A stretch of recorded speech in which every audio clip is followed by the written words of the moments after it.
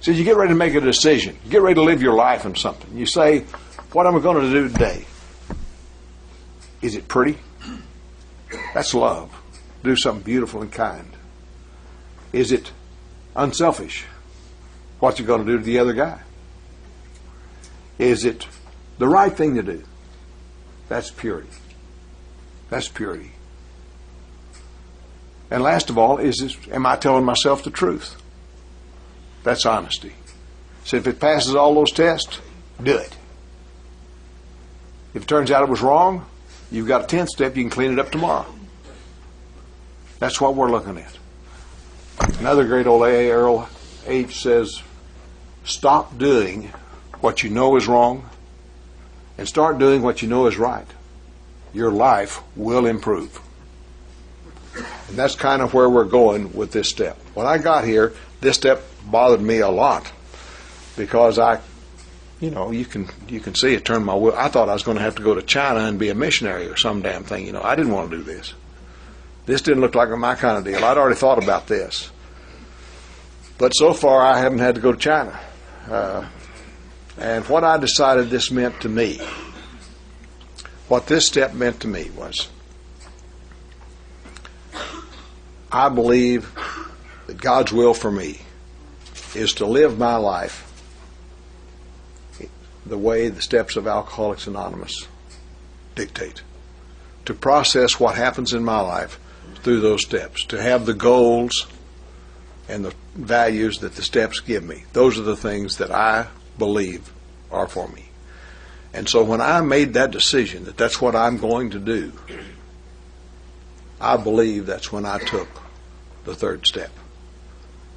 And I have tried with varying degrees of success to process my life through the steps of Alcoholics Anonymous. I forget it from time to time, like all of us do. I go back and, I'm running the show again.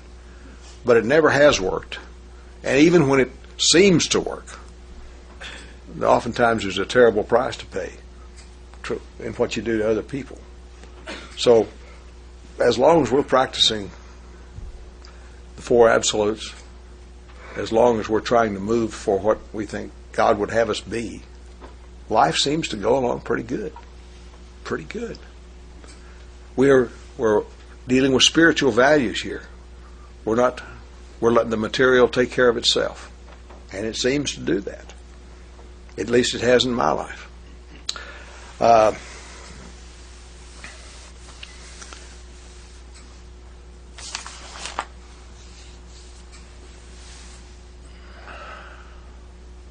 think that's what I want to move into step 4 with. When you make that kind of decision,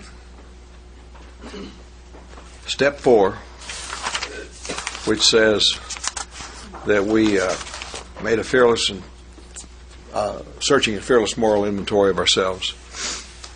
The lead into that step in the book says that though our decision, step 3, was a vital one, was a vital and crucial step, it could have little permanent effect unless at once followed by a strenuous effort to face and be rid of the things in ourselves which have been blocking us.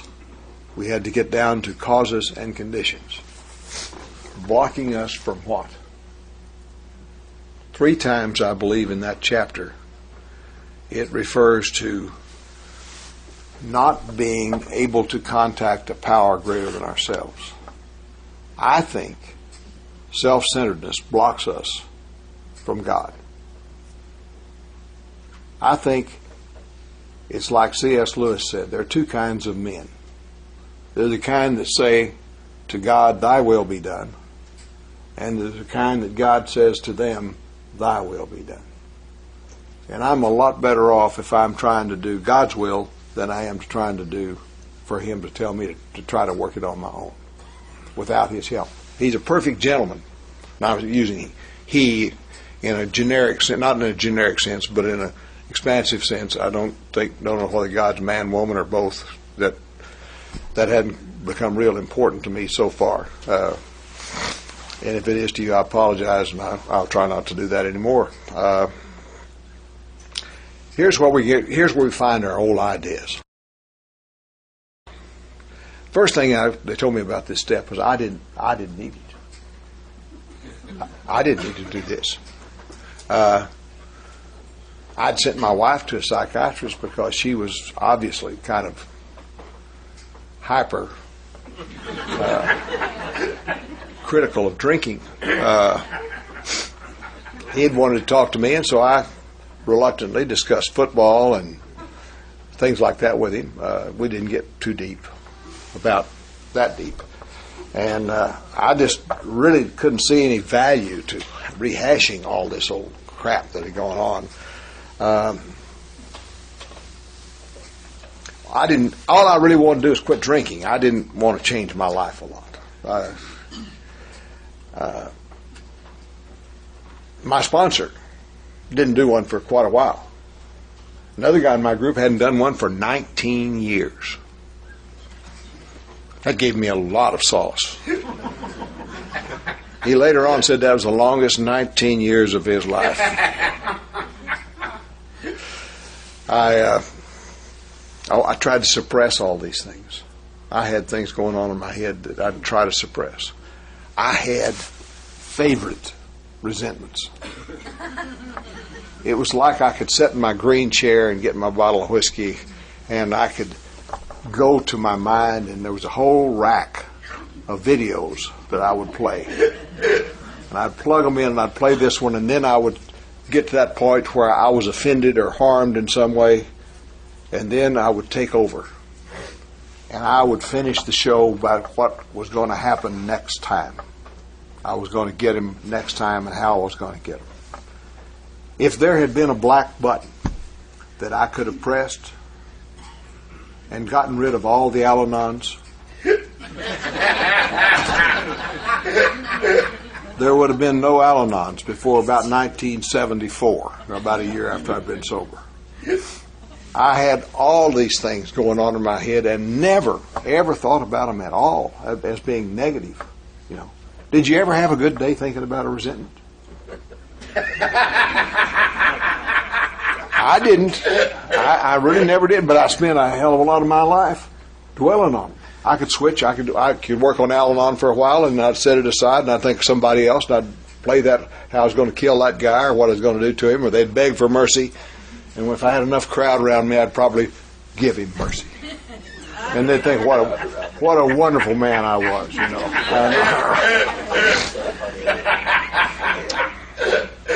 Socrates says that a life without self-examination is not worth living. And Emerson, Ralph Waldo Emerson, wrote this little thing I want to read you here now that I think is just really pretty special. It says, there's a time in the education of every man when he arrives at the conviction that envy is ignorance, that imitation is suicide, that he must take himself for better or worse as his portion, that though the universe is full of good, no kernel of nourishing corn can come to him but through his own toil, bestowed on the plot of ground which he was given to till. You're going to have to accept who you are and recognize that's just exactly what you were supposed to have, and do your best in that plot of ground, and forget all this other stuff. There's another story. This was written by O. Henry, I believe. I'm not absolutely sure of this, but it was about the old man who was the janitor at the mill. This old fella worked at the mill for many years, and then one day the mill was sold, and you know how that happened is. I guess it was some kind of consolidation or something taking place, but the mill was sold, and the new management came in and said, no one will work here who does not have the ability to read and write. The old man couldn't read or write, so they put him out on the street. He had no way to make a living, so he had a little bit of money, and he started going down to the train station. The train station ran through this little town, and he would buy a carton of cigarettes. And his people were trying to get on the train to go somewhere in a hurry and wouldn't have time to buy their own cigarettes. He'd sell them a pack of cigarettes at a little profit. First thing you know, he had a little box that he was carrying all kinds of brands in. First thing you know, he had a little stand. First thing you know, he opened up a stand down at the next station. And a friend of his was complimenting him on his success. He was doing very well. He said, what are you doing with all your money? He said, I put it in a box under my bed. He said, you can't do that. You can't leave your money in your box under your bed. Somebody will steal it. He said, what should I do with it? He said, put it in a bank. He said, how would I do that? He said, I'll show you. So the man took his box of money and went with his friend down to the banker. And the banker was real glad to see anybody with a box of money. Said, have a seat. And he counted the money and filled out a deposit slip and got the signature cards out and handed it to the old man and said, now, if you just give us your signature right there, we'll be all through and you'll have an account with this bank. And the old man said, I can't read or write. And the banker said, you mean to tell me you've made all this money and you can't read or write? My gosh, he said, think how well off you'd be if you could read or write. He said, if I could read or write, I'd still be a janitor over there at the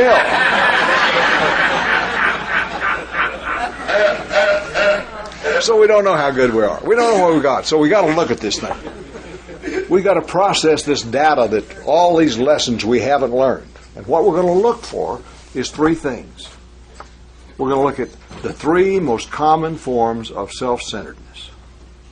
And they will encompass almost every negative event in our lives, and they will have a lesson. Each one of those negative events will have a lesson for us that will keep us from having to repeat that experience again somewhere down the line if we pay attention. We're going to look for resentments, we're going to look for fear, and we're going to look at our relationships. And we start off with the columns. Now, when I started off, I couldn't possibly understand the big book. It talked about those 4 columns. I didn't know Miss Smith. I didn't know Miss Brown. I mean, this was way too complicated for me. And I started collecting 4-step guides. I had a stack of them, and it was just almost impossible for me to get my head around this chore that I had. I wrote 40 pages in a spiral notebook and left it in the airport in Indianapolis, Indiana one time. I don't think some guy thinks I was some really strange guy passed through Indianapolis. I'm sure of that. I had trouble deciding what kind of paper to use too. You can't just write this on anything. Loose leaf, no. Yellow pad, you can tear the pages out easy. Spiral notebooks, that's what I got, a spiral notebook. And then I haven't even talked about what you're going to write it with, what kind of pencil or pen. Finally I had to do what one of the gals in my group used to say: take pen in hand, put ass in chair, and write. And I did it the way the book said. The first thing it tells us to do is make a grudge list. Is there anybody that came to Alcoholics Anonymous that didn't have some grudges? And is there anybody I could write pages on what was wrong with the world? And then they make us take off one of those people, institutions, or principles, and put it in column 1. And then we go to column 2, and we describe exactly the event that caused the bad feeling. You don't learn a damn thing if you hear, who you resent? My wife. What'd she do? She doesn't understand me. Did you learn anything? No, you didn't. But if I go further and say, well, I wanted to play poker with the boys, and in front of all of them, she told me I couldn't play poker. It embarrassed the hell out of me. Well, now you've learned a little something. And so have I. Move over to the third column, they say, why did that bother you? And they give you 4 choices: ambition, self-esteem, security, or relationships. My wife damaged my self-esteem because she exposed me in front of my clients, showed I was henpecked, a wimp. That involved my relationships as well. So I write those 2 words down, and I got column 3. And I keep doing that, and I go along, and every step of this way, each one of these names, each one of these principles, each one of these institutions, I make those same deals. Maybe with my wife, it was probably more than one event. And possibly. And I make a list and write them all down, and I write down how does that affect me in that third column. And I reach a point down there where I recognize, these people have been controlling my life. My reactions to these folks have been dominating my whole life. And it gives me a prayer to say. And I say a prayer. And then I move over to column number 4. A column which most of us have never, certainly me, had never really looked at. That is, where was I at fault? Now, I understand that you can be just as self-centered, feeling like everything is your fault and your name might ought to be on that inventory list, as you can if you think you're a total victim and everybody else is at fault. But most of us never got beyond blame. We didn't get any further over than blame, and you don't learn a damn thing from life until you get past blame.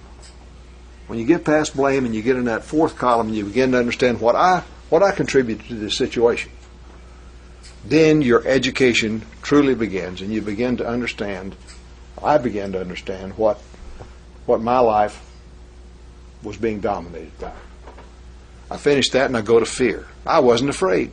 I'm from West Texas. I'm a man. West Texas men know no fear. Did you ever see a John Wayne movie where John Wayne said, I feel a little insecure today? Hell no.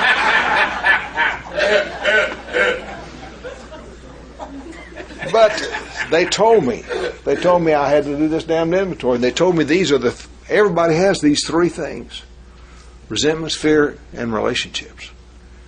And yours are messed up somewhere in there. So I thought, well, probably when I was a little kid, I knew some fear. I'll start back there. Snakes. Do you like snakes? We may have some people here like them. I was taught not to like snakes because we had rattlesnakes, which are bad snakes, and we had other kind of snakes, which are good snakes. But a 3-year-old kid can't tell the difference between a rattlesnake and a good snake. So I was told, you see that thing on the ground there? That's a snake. He can hurt you. He can hurt you real bad. So you want to stay away from him. Then I was told to go outside and play.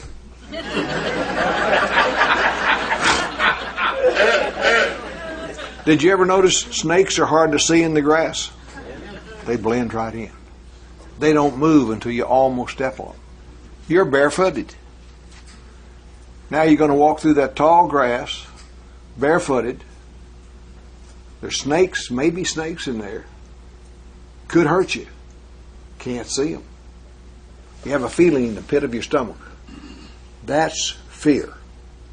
That's fear. Oh, I had that at other places. Oh, yeah, I've had that feeling before. And you begin to write the things you fear. People finding out who you are. People talking about you. Afraid you will lose rather than win. Afraid that what you have will be taken away from you. Afraid that people won't like you. Afraid you said the wrong thing someplace. And I found my life was shot full of fear. And I wrote about my fears. I didn't realize how much I was dominated by that which I could not control. That which I could not see until it was too late and I had to encounter it. It all worked just exactly like it did with that snake. And I'm still afraid of snakes.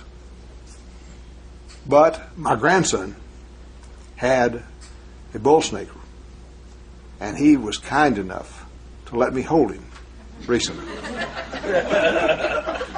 Now I've got to either be a wimp or hold the damn snake. I held the damn snake. That's what I did. He didn't hurt me. Funny how smooth and slick he was. Different than anything I'd ever thought. But I had to find out about that. Now, I didn't find it necessary to write about my sex relationships. At least initially, I didn't find it necessary. I was married, had 2 kids, so I knew something about what was going on there, and wasn't messing around any. So I didn't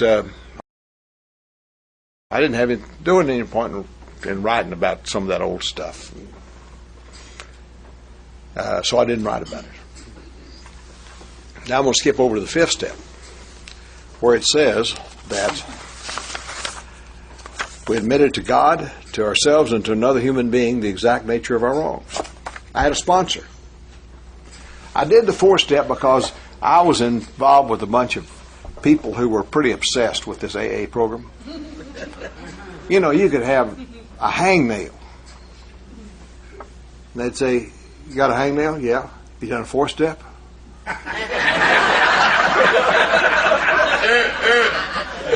Now, that wasn't inappropriate because I was the kind of guy that could have a hangnail and I'd look at it and think, that's been there for 3 days. That could be cancer. And then I'm standing in the doctor's office and say, "See how red it is? Is there a cancer of the cuticle that I could be having?" So I did the 4th step, but didn't really want to do a 5th step. The reason I was reluctant to do the 4th step was because I could read the 5th step. So I went to my sponsor one day, very unusual thing for me to do, and I asked him, I said, did you find it necessary to do a 4th step? He said, "Yeah."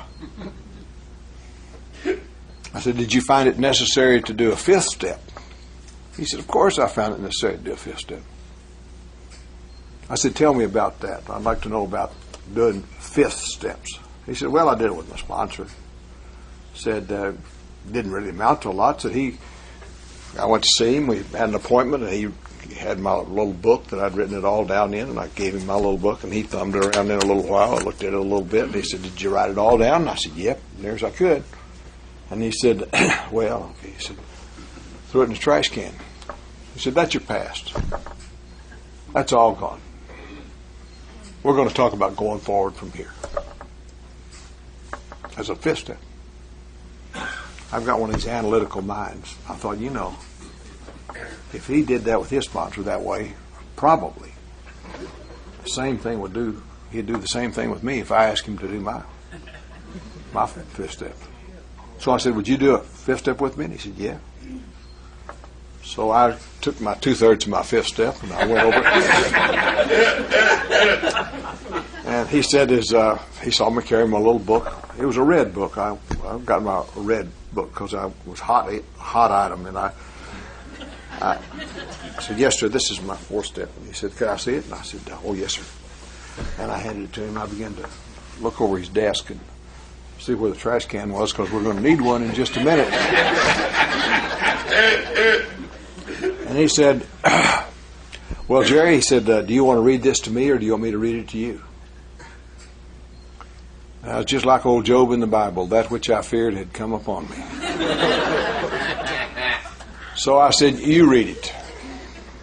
And then for the next period of time, I stood up on the other side of the desk and would point out, now this is a little overstated right here. We got through with that humiliating experience. And he walked around the desk and put his arms around me and said, "I'm glad you did that. I'm glad you shared that with me. I think you did the best you could." He didn't even say, "You left out a 1/3. He just left it with that. And when I went to my next meeting of Alcoholics Anonymous, I walked in the door and looked around and thought, "You have paid your dues, cowboy. You belong here." And I started searching out people who had problems, and I asked them, "Have you done your 4th step?" I started a 4th step meeting within a month after I had done that. We talked it over, and then the damn fools in that meeting began to ask me, "What did you write about sex relations?" And I said, "Not much." And it was eating me up. So I wrote it in code. It was really a hot item, let me tell you. But you know, there's no area of our life that's more self-centered than our sexuality. We have messed up our sexuality about as much as any species could possibly do it. We've spent days and weeks and years worrying about how we did it, when we did it, how often we did it, who we did it with. Did we have the right equipment? Did we have enough of the right equipment? We told people. We didn't tell people. We hid it. We bragged about it. We did all these things and wondered, did we cause any harm doing that? And our book gives us a series of questions to ask about that. Where have you aroused jealousy? They're in the book. Where have you harmed others with this thing? What should you have done instead? The book recognizes that our sexuality and is a necessary part of our human existence, and that it's a natural instinct, and we're going to have to deal with it. But the thing we want to do is shape a sane and sober idea for how we're going to do this. And if we mess up somewhere along the line, we don't get drunk over it. We go back and we start over and we finish it up. Now, I had a third of an inventory that I hadn't taken. And here I am conducting a 4-step class. Who would you suppose I could ask to do my 5th step? My sponsor had moved off to Jonesboro, Arkansas about that time, and I was in deep trouble. I didn't know who I was going to do it. And then some damn fool walked up one day to me and said, would you be my sponsor? I said, I'll have to call my sponsor. That's twice I've called him now, you notice that? So I called him and I said, do you think I could sponsor somebody? And he said, oh, hell yeah. Sure. You can give away what you've been given. Uh-oh. So Tommy and I began to go down the road, and he was I don't know where he came from. He came from Canada is where he came from. We have some Canadians here. And they must be wound pretty tight up there in Canada because he just started going through those damn steps. I mean, it was every day he had moved through to a new place in the book, and he was going pretty fast, and he got through the 4th step, and he said, will you do a 5th step with me? I said, I don't know. I'll call my sponsor. So I called my sponsor. My sponsor said, yeah, go ahead. So we sat down, and I learned the 5th step prayer. Do you know what it is? If you've done more than one 5th step, you know what it is. It's, dear God, please let there be something new. Because we've all done the same damn things and think we invented sin. We think we invented sex. We found, and they're boring a lot of times, just really boring. You kind of doze off, And my sponsor was doing his 5th step with a guy one time, and the fellow had some kind of gastric attack or something, and had to quit doing the 5th step and rush off to the hospital to get some relief. And my sponsor said, I said, for a long time I was afraid I was going to kill somebody with my 4th step. So Tommy did his step with me. Took a lot of time. I looked around at the literature to find out, is there any appropriate way to take a 5th step? I'll save you some time. You just listen. You share when you can, and you listen. I didn't know about sharing that time, though, in the 1st step, the first time I did it. And Tommy got through with this step, and we went off different directions, and I gave him a hug and told him I was proud of him and glad what he did. And so I called him a day or two later and said, how you feel? And he said, feel fine. Said, kind of feel like I belong to Alcoholics Anonymous now. I said, I feel pretty good. I said, well, you sound a little not as enthusiastic as I'd like here. What's going on? He said, to tell the truth, I feel like you know every damn thing in the world about me, and I don't know that much about you. And what I'd really like is if you do your 4th step with me. I've never been able to command any real respect from people that I sponsor. They just don't recognize that I'm the guru. But I had that third that I hadn't done. So I went back and did the whole thing with him the next weekend. And Tommy and I have formed a bond over the years that's was the first one, not unlike some I've had since, but it was one of the first really close bonds I'd ever had with another man. Always there'd been the macho part interfering with the friendship. And here we were, we both knew each other totally. And I'm a skeptic and a cynic by nature. And I tell this because I feel obligated to do so, because I've been a skeptic and a cynic to many people when they talk about what their spiritual events are. Tommy moved back to Canada after 2 years. And one day, I don't know why, I just felt the need that I needed to call him. I had his telephone number, so I called, and I got no answer. I got a busy signal all day long. And I had his sister's telephone number, and I called her, and I said, I can't get hold of Tommy. Is everything all right up there? And she said, well, matter of fact, his house just burned to the ground yesterday. Lost everything. A little later, I had a ruptured appendix. And they rushed me to the hospital and had to do an emergency surgery on me. Tommy called me that day. Tommy called me that day. We're very close. We can sit down in the room and in a matter of 10 minutes, we're right back where we started. That's occurred to me over, not in the same degree, but that feeling of knowing people, sharing your life with people, having nothing standing between you and them, is a wonderful thing. It's a great feeling. It's a freeing feeling to be who you are. And you know, one thing about that fifth step is when you've told everybody about your deal, I really think you got to be careful who you select.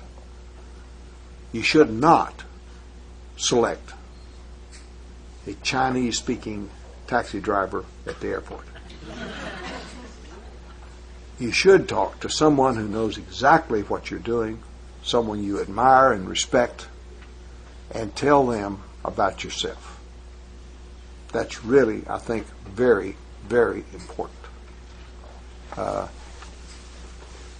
It gives such a great freedom to have somebody know who you are. And when you're in a meeting with your sponsor, and it comes around and they say, have you ever experienced fear? You can't bluff anymore. It's like playing poker, when somebody knows what your hole card is. It forces you to be yourself around other people, which is really what we're trying to do. We're getting into reality, who we really are, what we really think, what we've really experienced. And our lives improve dramatically when we go through that.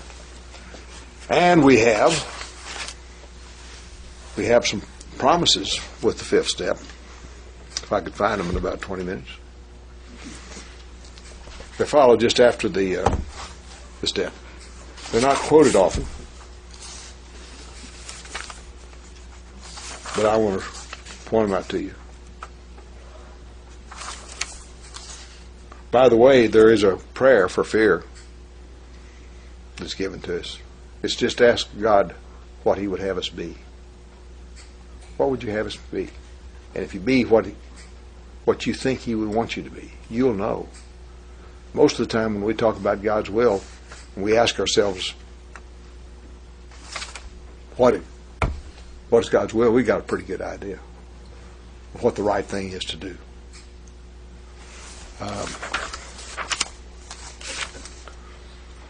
Once we have taken this step 5, withholding nothing, we are delighted. We can look the world in the eye. We can be alone at perfect peace and ease. Our fears fall from us. We begin to feel the nearness of our Creator. We may have had certain spiritual beliefs, but now we've begun to have a spiritual experience. That feeling of the drink problem has disappeared will often come strongly. We feel we're on the broad highway, walking hand in hand with the Spirit of the universe. The book advises us to go home, look over our fourth and fifth step work, because this is the arc we're going to walk through to freedom, knowing who we are, what we are, and what's motivated us in our lives. We have a good idea of what the causes and conditions of our failures were when we get through with this part of the step. And that's where we need to be when we begin with step 6, which we'll do at what time, Lee? 1 o'clock today? 1:30. 1:30 today. Thank you for your attention.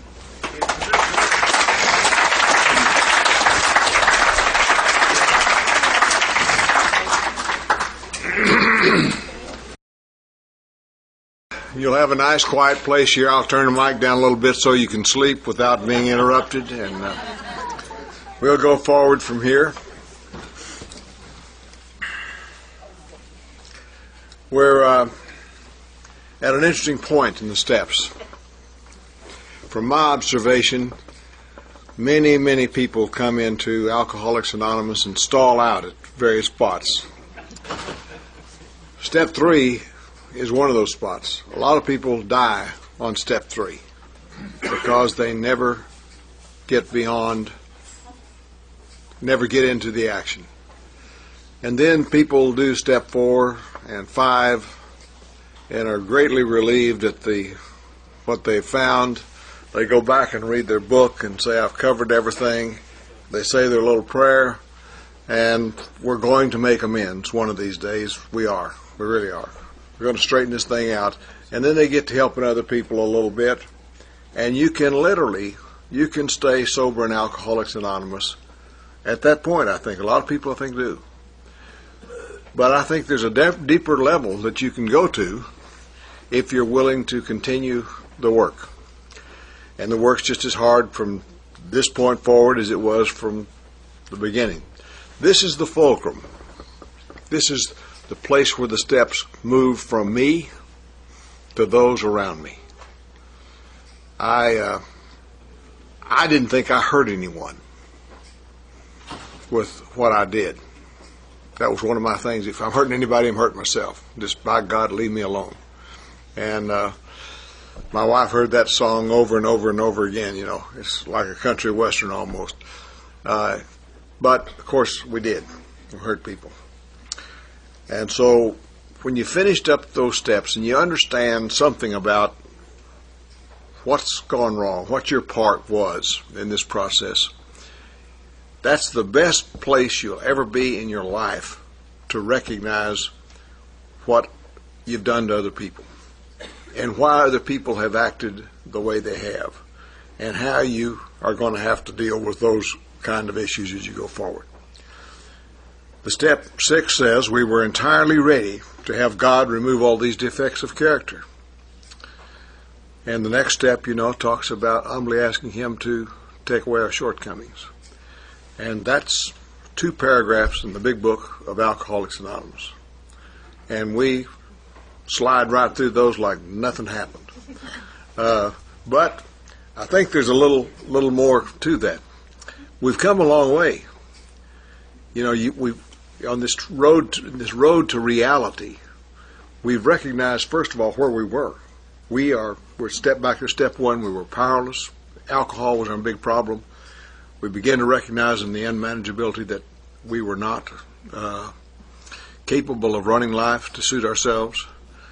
If we're observant, we come to believe that there's some power working in Alcoholics Anonymous, God as you understand Him, and that it will restore you to sanity. And the sanity, I didn't mention this morning, but I really believe that sanity, that as Bill talks about it, and you'll find it in the over near the 10th step in the big book, is the insanity of taking the first drink. It's not that we were crazy. I was put off by that for a while because I could add 2 and 2. I knew I had added 2 and 2, so I wasn't crazy. So I couldn't handle that. But I found that I read very carefully and found out where I couldn't very well explain why I drank in the face of what I had done before. So that was the issue of sanity which I had to deal with. Another awakening, if you will. I made a commitment I made a commitment to try to live my life to some values other than what I want. To try to live my life committed to what I thought a power greater than myself would have me be. What Alcoholics Anonymous gave me the opportunity and duty to pass on what I had been given. And I began to feel good, better about myself. It's hard, you know. It's hard to, when you know you're an alcoholic, and you know at the end of the day you haven't had a drink, and you know that you're trying to turn your life around, and you know that you have tried to help somebody that day, it's hard to feel bad about yourself. You just go to bed and you feel a little better about yourself, and you begin to lighten up. You get on the pink cloud, as they talk about.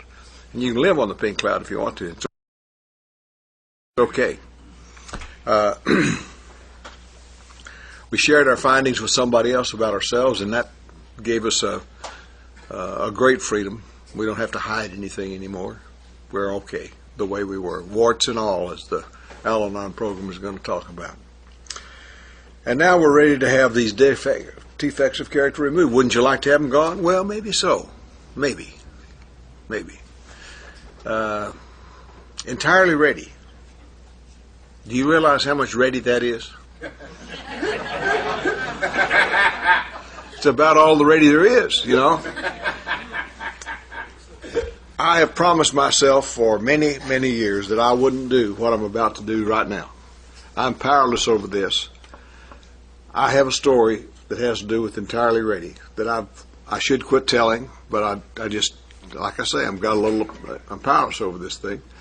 It's about a man who's about, I don't know, he's 50 years old, I guess, had his own business, doing well in life, had everything, seemed like, and but there was a lady who worked in his office, an extremely attractive lady. He was drawn to her. He was ready to have a closer relationship with her. But in biblical terms, of him she would have none. So on his 50th birthday, he walked into his office, and here she comes right over to him, has a flower in her hand, pins the flower in his lapel, gives him a little kiss on the cheek and a little hug, and said, "Happy birthday, boss." And he said, "Well, thank you. And she said, "You know, I've known for some time that you wanted a little closer relationship with me." He said, "Well, yes. And she said, "And I've been kind of standoffish." And he said, "Well, it's okay. She said, "But would you like to come over to my apartment this afternoon after work and let us get a little better acquainted?" And he was ready. He said, yes. So he said, "When should I come?" And she said, "Well, let's make it at 5:30. And he said, "Let's synchronize our watches." So he got it at 5:30. He pushed the doorbell. She came to the door, invited him in, took his coat, said, "Would you like to have a drink?" And gave him a drink. Set him down on the couch and talked to him a little bit. And she said, "Would you mind terribly if I slipped into something a little more comfortable?" And he said, Oh, no, please go right ahead." He was ready for her to do that.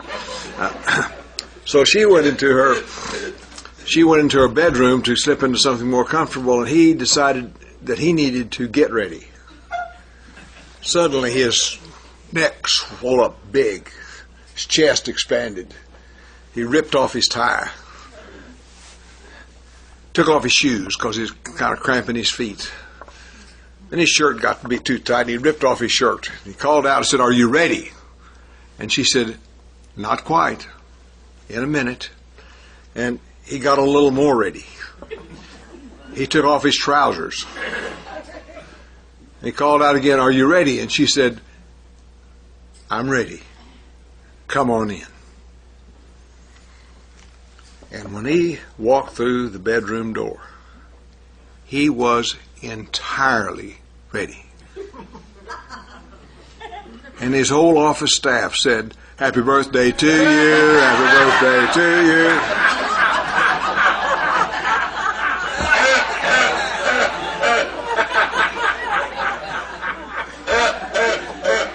then he knew humility, like they're talking about in some other steps we've got there.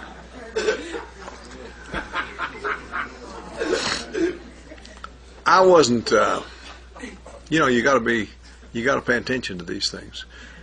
The defects of character that you find, the arrogance, the things that we do, some of these things we really kind of like. I had a bad temper. I could go off like that, and I used that temper.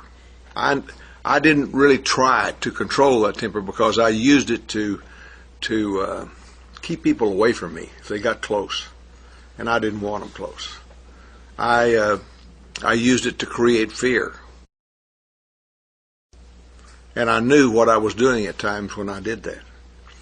And this was not an attractive thing to me, but it was a useful tool for me. I was a trial lawyer, and I was told somebody the other day they affectionately called me the alligator gar in my law office because I went after people. And when I got sober, I began to realize that wasn't going to work for me. I was not going to be able to practice humility. I was not going to be able to practice kindness and tolerance and consideration for people and be that kind of person. And I thought maybe I got to give up being a trial lawyer.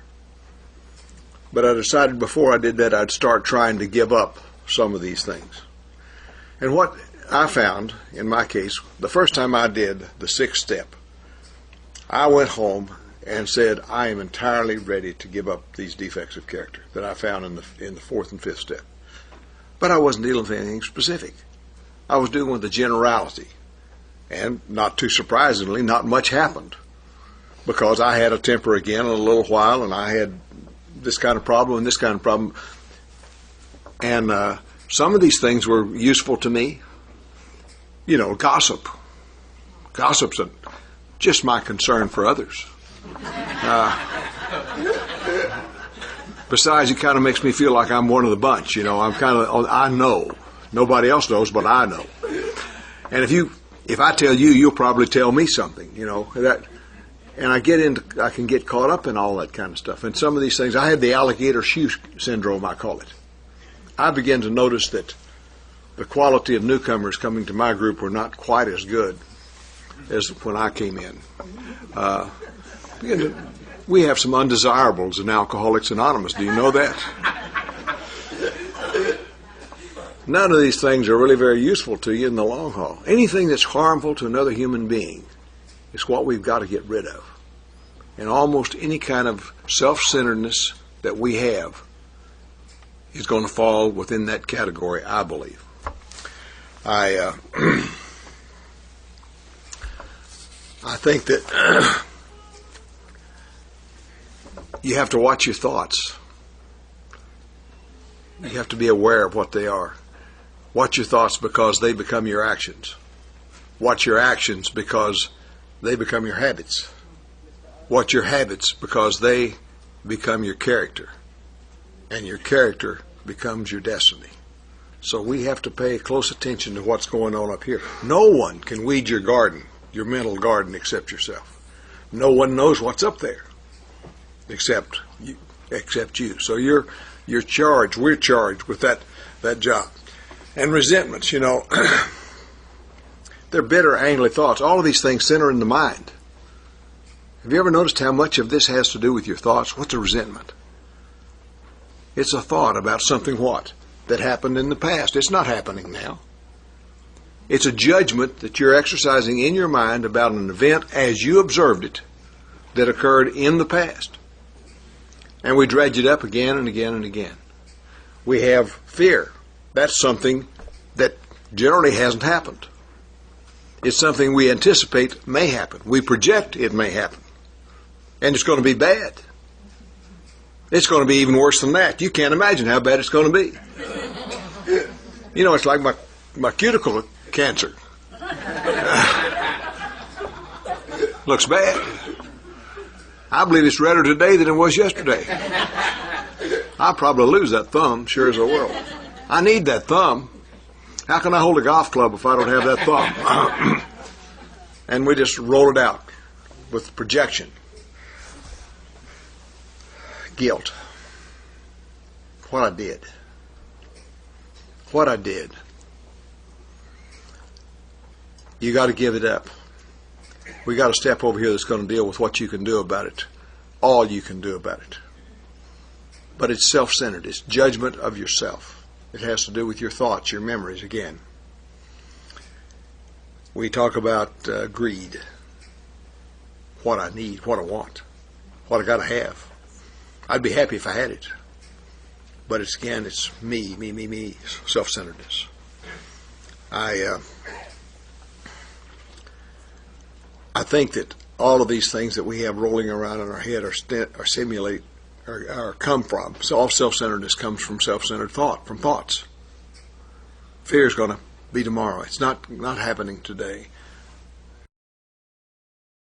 Resentment was yesterday.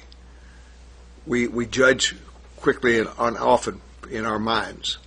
So we have to be very careful about what we think about and what's going on up there, because we are the only ones who can really do anything about that. I got a little problem here, though. This is like alcoholism. Only God can do anything about those thoughts. They all feed each other. Did you ever notice that? I've had a bad day at work. It's been a bad day. They haven't appreciated what I do for that bunch down there. I feel sorry for myself. I'm really kind of victimized by this whole damn process. You know, if you're a victim, that's a big business all by itself. Some people make an entire life of it. You got to work at it. You got to recognize that you're ruined forever. It can't get any better. You're ruined from the word go. It's not going to get any better. You got to be able to hold on to that resentment. You cannot give it up. You got to hang on to that resentment, and you got to live it every day. Can't have a hell of a lot of fun, because victims don't have much fun. So we feel sorry for each other. Poor little old me. Poor little old me. Plum. And these things move around. I have a bad day at work. I'm feeling poor little old me. They didn't appreciate me. Get on the freeway. Get in my lane. Some damn fool gets in there with me. And he offends me. So I get after him. I have a resentment. I'm angry. I get off the freeway. I go to the house. I walk in. My wife hasn't done a damn thing wrong. But I pick out something I don't like. I've raised an issue that happened 2 weeks ago about how she did my laundry or something. And I throw it up, and she doesn't react as she should. So I storm out of the kitchen and go back to the bedroom to take off my my armor, my suit clothes, and I think, God, I've overreacted here. I shouldn't have said those things to her. She might divorce me if I keep acting like this. As a matter of fact, if she divorces me, she'd probably get at least half of everything I owe. Now, fear's running through my body like you can't believe, It all just moves around in me. The self-centeredness moves from one place to the other. And all of them works that way. Depression. Did you ever start off a day with depression and see anything good that happened that day? No, we collect evidence all day. Of course I feel bad about myself. Look at all this stuff that's happening to me. Fear. Of course I'm afraid. Anybody would be afraid in my circumstances. Anger. Of course I'm angry. Damn right. Look what you've done to me. Look what you're going to do to me next. And we go on, and we feed these things, and we live these lives, and they're pitiful lives. My life was pitiful. I loaded myself up with all this self-centered stuff. I hadn't been practicing law a month, and I began to have a big rash on my shoulder. And I didn't have time to go get it looked at by the doctor because I was working. I had to work.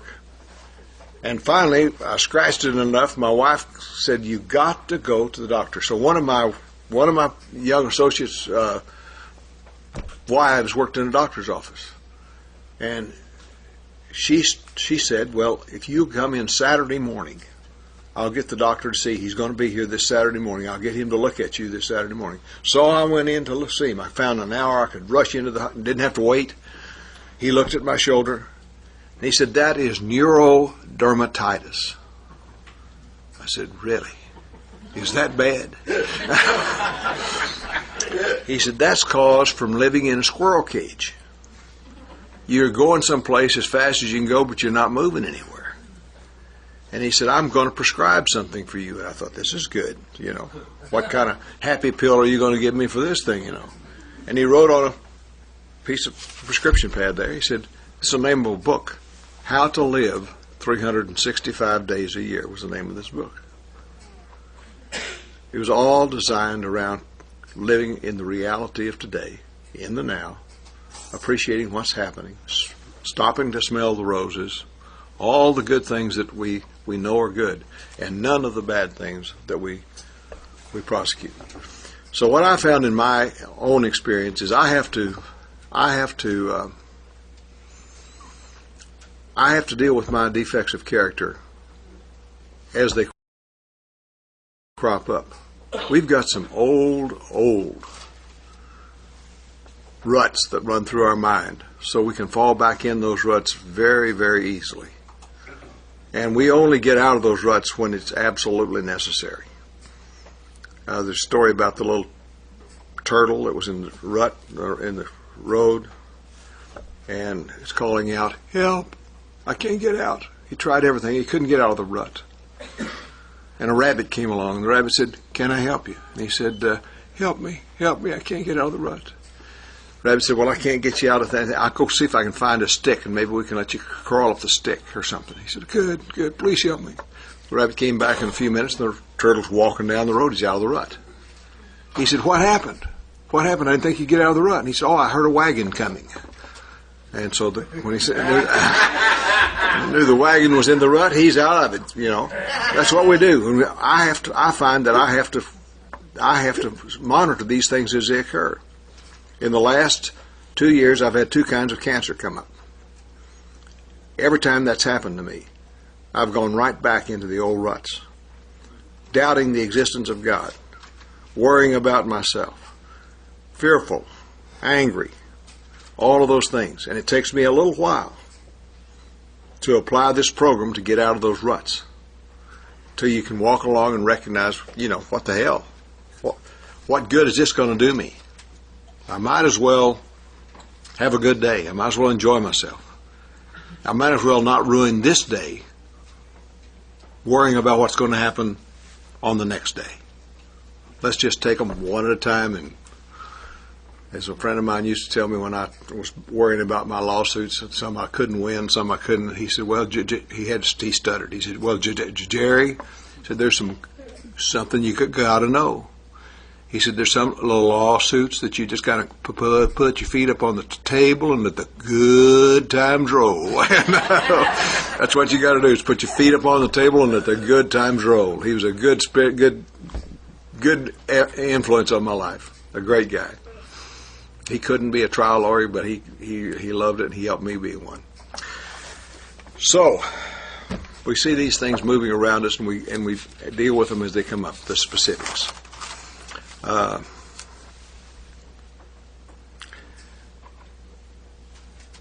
The other thing that's really a friend of mine pointed out to me, a guy named great AA named Bob White. He said there's a implied blessing in this step.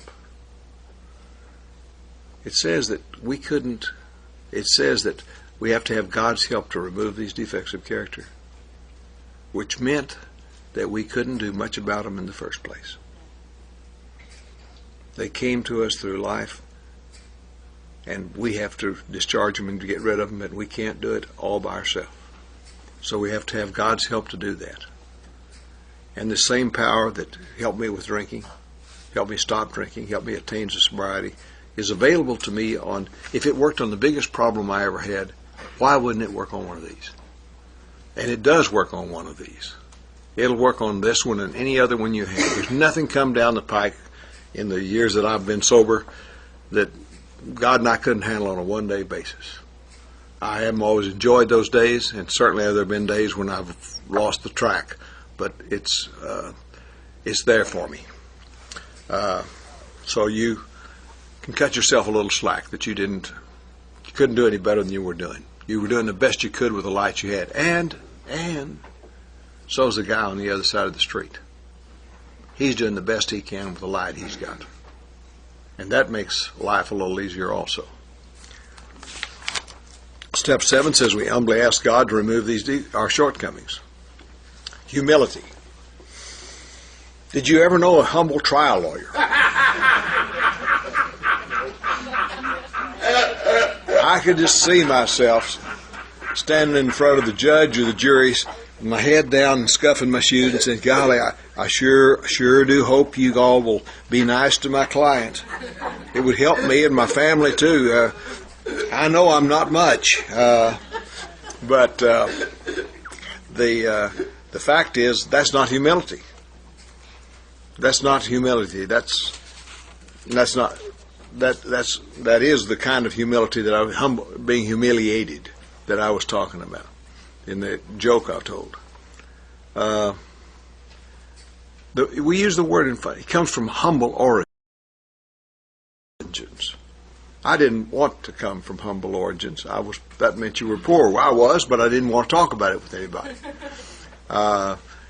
He ate humble pie. That means somebody's got the better of you, so they put you down good, you know. I didn't like that either. But there's a book that was written by a man named Emmett Fox. It's called The Sermon on the Mount.